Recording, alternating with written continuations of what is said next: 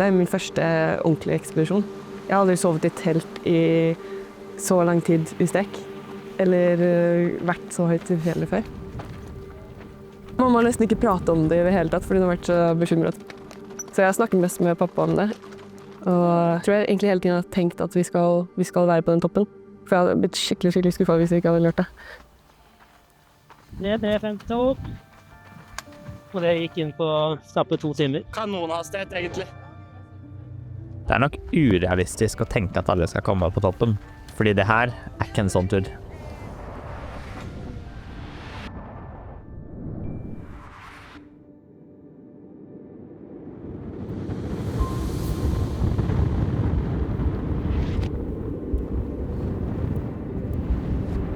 Hvor er han på sokken og sammen? Her oppe. Basecamp. Nå nærmer det seg. Bare det drytterrenget her, opp ned. Man kan se de røde telta. Føles godt. Rå camp. 170, tipper jeg. Så 150 meter igjen eller noe sånt i høydemeter.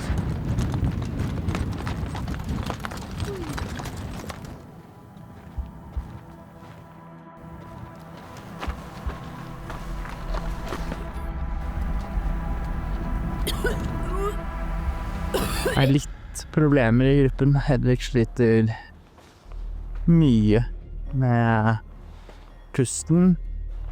Snakket om litt sånn surkling i lungene, som ikke er bra hvis det er det der. Så ja, nå går hun og litt for spennende dager i møte med tanke på å få hele gruppen opp.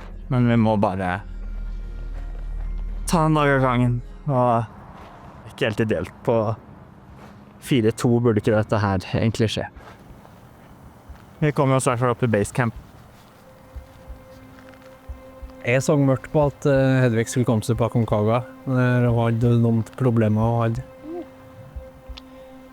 lite håp, aldri så klart bestandig, og hvis ikke så tror jeg også har pushet hun opp toppen, eller hun har pushet seg selv da. Jeg synes bare det er helt sjukt hvordan hun kjempet seg gjennom den høydesykken. Til tross for at flere grupper egentlig sa, er du sikker på at dette her er riktig for deg? Hun fikk jo egentlig beskjed av Jørgen om at er du sikker på at ikke du skal tilbake? Og likevel var det sånn, ja, men ikke mistro helt på meg, liksom. Jeg får til dette. Basecamp på Aconcagua. 4-3-50 sier de. Brukte så godt som 8 timer opp litt. Det er godt rolig. Utrolig fint vær her. Og nå kan eventyret starte.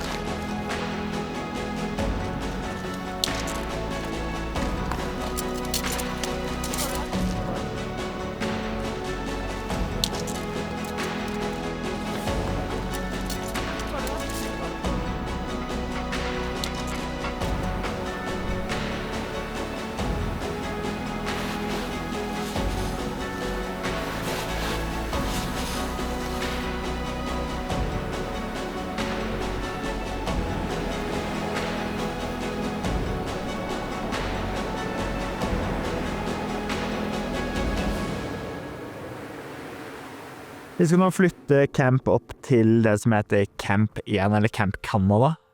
Og det ligger på 5000 meter, som nå blir på en måte våres nye basecamp. Vi har bært opp egentlig alt for mye utstyr ditt. Mat for 8 dager. Vi skal kose oss der oppe, så nå er i hvert fall planen å komme seg opp dit. Røffelig 3 timer gåing, og så skal vi egentlig bare henge der og gjøre oss klar til toppstøt. Fra Camp 1 så vil jeg si at det er Camp 2 som er neste, og så regner vi med å støte fra Camp 2 og droppe Camp 3. Og ta 1500 høydemeter på toppstøt.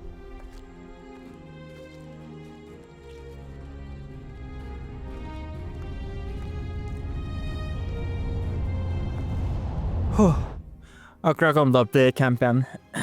Faktisk helt rå. I går brukte vi utover 3 timer opp litt. Nå klarer jeg på 1 time og 24 minutter.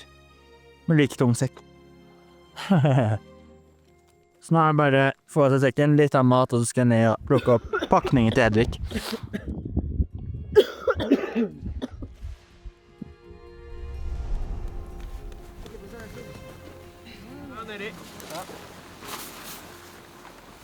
Ja, jeg tror ikke den er på.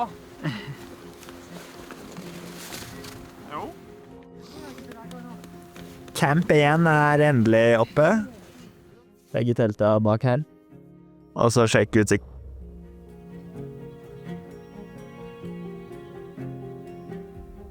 Nå føles det bra. Jeg sletter litt i nakken.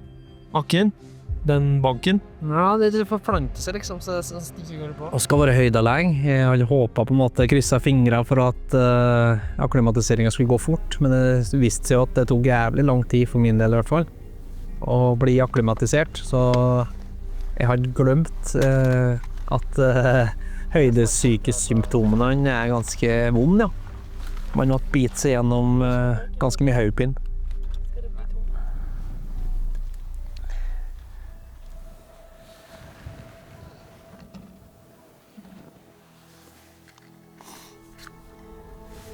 Jeg synes det var sykt fint å komme opp til Camp 1 med den første solnedgangen der oppe, hvor vi drev og klatret opp i bedaklene. Og så hadde campen nesten helt for oss selv. Da startet det litt ordentlig for meg egentlig, den turen. Jeg synes det var fint å kunne gjøre ting sammen igjen. Det her var litt av en velkomst på Camp 1. Fy søren. Morgendagen blir kort fri dag, fri disp, så noen vil kanskje prøve å gå litt oppover, andre jeg vil prøve å hvile litt.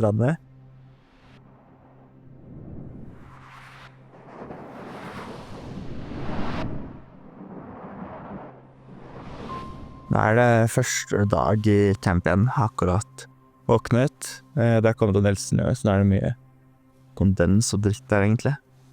Litt kjip, og så må jeg beklage helikopteret som bråker litt, men se hvordan det er ute. Det snødde i natt, nemlig, så når det la seg i går, så var det helt grått. Det her, jeg vet ikke om det ser ut. Det som er utrolig fint da med den snøen her, er at det er egentlig ikke vann i campen, så vi har bært opp mye vann. Men nå kan man bare samle masse snø og begynne å smelte, og så være ganske sett for en god stund egentlig. Så egentlig er det her superbra. For min del også er planen hviledag, så da er det ikke så problem at det er litt sånn snø. Jeg er live. Jeg har min omdreining i hvert fall.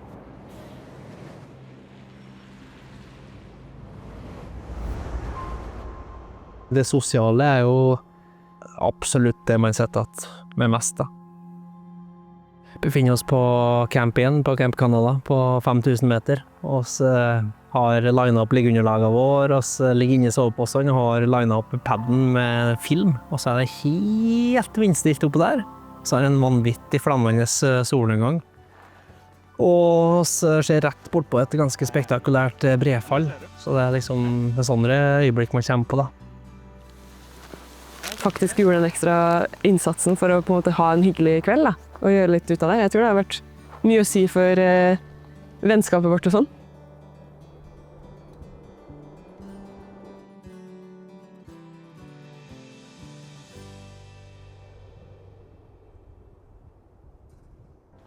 Camp 1 har vært her i 2 dager da. 3 dager, 3 overnattinger. Og skal nå bevege oss opp til Camp Nido, Camp 2, som blir siste campen for våre del. Og så skal vi prøve toppstøt ved 2-tiden i natt er planen. Så om 24 timer så kanskje vi har vært på toppen. Mange kan jo sånn som deg, Henrik, når du pakker sekken sånn. Et juletre.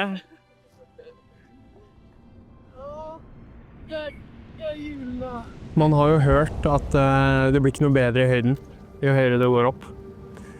Men jeg tør påstå at det var nettopp det som skjedde med Hedvig, at hun ble bedre jo høyere hun kom. Det er noe jeg aldri hadde klart å stille opp med. Så den positive energien til Hedvig, den skal vi passe godt på.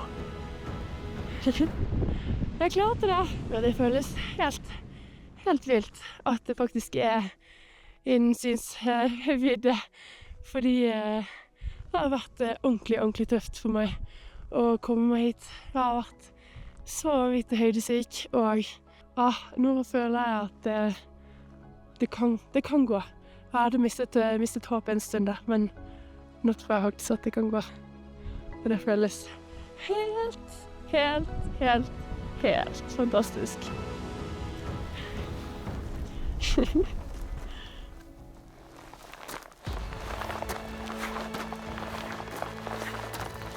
Jeg skrudd på den norske turboen. Gå forbi hele rekka. Det er litt som å falt.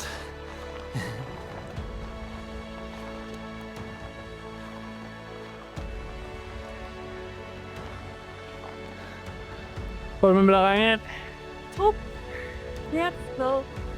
Føler meg dritbra. Etter pausen så setter jo du og Ragnhild i gang og går. Og så kjenner jeg det banker noe voldsomt i hodet plutselig. Du blir jo usikker da. Da tenkte jeg bare på meg selv. Da hadde jeg så vondt i hodet. Da skjønner jeg at det går ikke. Man er jo et konkurransemenneske da, når man er oppe i lia der. Man har jo lyst opp. Det er jo helt sånn rart å skulle snu. Jeg har brukt så mye tid og penger på det. Men der og da ga det mening. Det ga mening.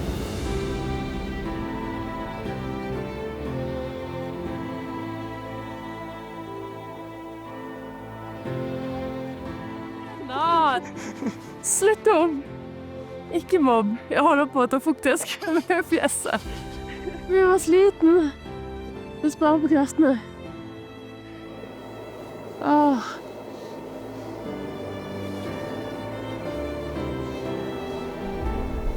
Befinner vi oss i camp 2, siste campen før toppstøtt. Hedvig har kviknet utrolig til på helt rått å se henne tilbake i godt gammelslag. Ola ligger bak meg i teltet nå, litt smågroggy. Kanskje det er noe feber på gang. Så nå er det bare med for han å få hvilt mest mulig, og så håper vi at vi er fit for fight i morgen. Ulempen da med en sånn feber, eller hvis det setter inn der, at det kan fort kicke i gang en høydesyke og alt sammen på en måte, så du får litt kroppen gir seg helt, og så bare får man alt på en gang. Da har klokka blitt 8:30, og skal til å legge oss. Ola Akse. Og så skal vi i gang med et oppstøt om cirka 5 timer. Og så har jeg lagt alt sammen klart nå. For morgendagen, sjokopots til frokost, sko, votter, varmepads. Så da tror jeg bare sier god natt, og så ses vi klokka 2.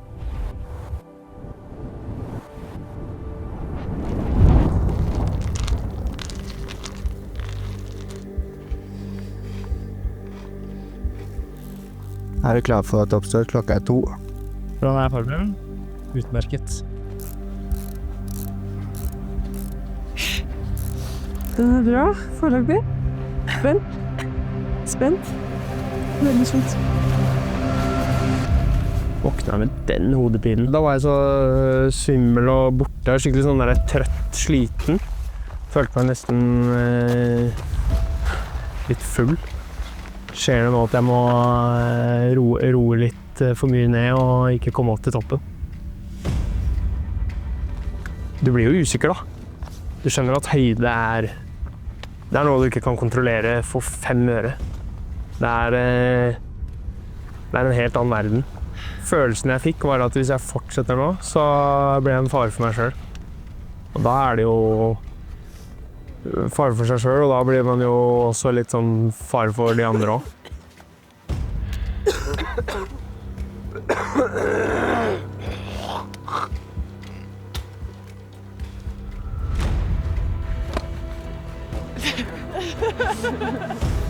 God morgen til deg. God morgen til Harkegjengen. Du er med i Journey.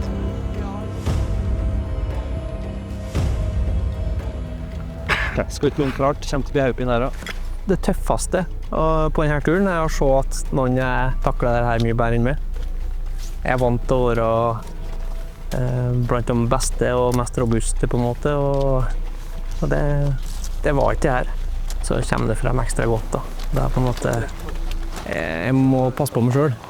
Ja, jeg har et blikk til resten, men jeg har ikke den fleksen som jeg vanligvis har da. Jeg må på en måte passe på meg selv, og det har nok med det. Og det tror jeg er sunt ja, å oppleve. Så gikk oss, ja, ikke ut langt, det gikk sikkert 50 høydemeter, så fikk jeg totalt knekken. Og da på en måte blir man skuffet over seg selv, for at ikke man klarer å være opp og nikke. Kjente at musklene mine i beina var tomme for energi. Og så klarte jeg ikke å tenke det at det hadde noe med spising å gjøre. Og det var bare fordi jeg glemte det. 500 meter igjen. Og nå begynner det å bli beinhardt. Ser de bak her, det så vidt det går fremover. Så nå er jeg sliten i huet, trett. Sliten fysisk.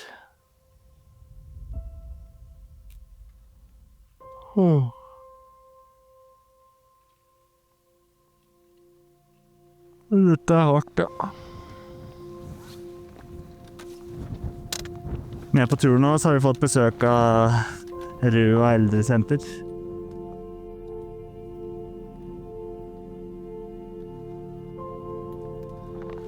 Trivelig gjeng. Hadde nok gått raskere med rullator oppover der enn staver. Men vi kommer oss sakte, men sikkert nærmere toppen. Jeg lå jo hele veien for de siste 200 meterne. Det var rimelig uaktuelt å gi seg da. Hovedmålet nå, tenkte jeg, var å unngå å bli sinke. Det er på en måte det verste jeg vet. En pause til, altså toppen. Det skjer ikke. Derfor prøvde jeg så hardt jeg kunne å henge på tempoet til resten. Legge meg ned når de tok pause, og så være klar på det at jeg er klar til å gå på en måte. Det er ikke sikkert det ser sånn ut, men jeg er klar til å gå. Så det å stå og vente på resten, det var ikke aktuelt. Da var det heller å legge seg ned i fosterstilling og... Det går helt tegn sakte. Det er så høyde syk gjeng, så ja, egentlig har man pushet det for langt nå for å få hele gjengen opp, men vi får hele gjengen opp da. Så det er bra, men med den farten her så er det egentlig burde tatt kålen og droppet det for lengst. Kom en ser, jeg tok av hva?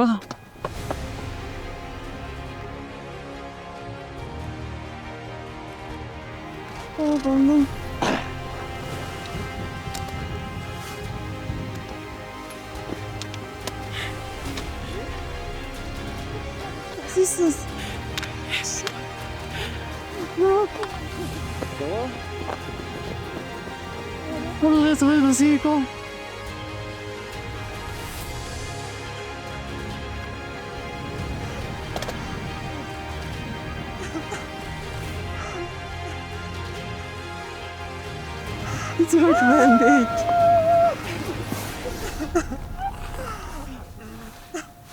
Jeg skulle trodd det, men du har ikke kjent meg.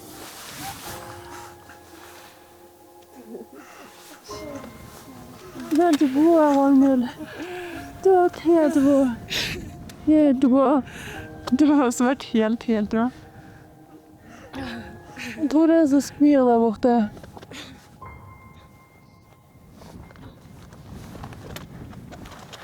Jeg spyr. Velkommen til toppen. Her er du feirer høyeste toppen i Sør-Amerika. Levere mageinnhold. Oppkast. Og det er verdt det. Ja, jeg vet ikke, det må opp til diskusjon, tror jeg. Du kommer ned og rart det. Nå har det vært det. Da har det vært det. Ja, jeg er mest sliten. Jeg har vært på mange her. Saver. Jogge har vært det. Ja, si sånn. Jeg så venter nå har jeg satt det her. Jeg må aldri... Vet du om jeg er så tullete at jeg vet det, Den greia her. Men det er deilig.